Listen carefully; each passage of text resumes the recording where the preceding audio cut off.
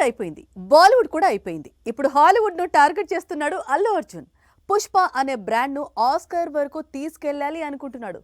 అన్నీ కుదిరితే తెలుగు సినిమాకు సెకండ్ టైం అకాడమీ అవార్డును తీసుకొస్తాను అంటున్నాడు. తెలుగు సినీ పరిశ్రమ ఎంతో ఎత్తుకు ఎదిగింది, ఎన్నో ఘనతలను చూసింది. అయితే త్రిబుల్ కోసం ఆస్కార్ అందుకోవడం మాత్రం అన్నిటికంటే ఉన్నతమైంది, మహోన్నతమైంది. విశ్వవ్యాప్తంగా తెలుగు సినిమా జెండా రెపరెపలాడిన సమయం అది.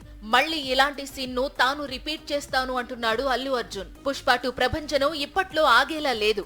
1000 కోట్లు దాటినా పుష్పరాజ్ స్పీడ్ తగ్గే సూచనలు కనిపించడం లేదు. ఈ వుడ్ ఆ వుడ్ అనే తేడా లేదు.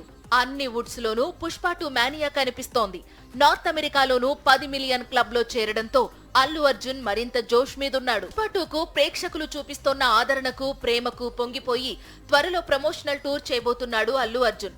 అటు నుంచి అటే అమెరికా వరకు వెళ్లి పుష్ప 2ను త్రిబుల్ రేంజ్ లో ప్రమోట్ చేసి నెక్స్ట్ ఇయర్ ఆస్కార్ రేస్ లో నిలపాలి అనేది అల్లు అర్జున్ ప్లాన్ అట.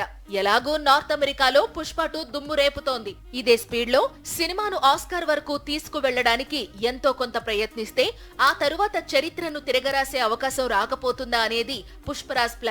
పుష్ప 1లో నటనకు Allu Arjun already national award అందుకున్న సంగతి తెలిసిందే.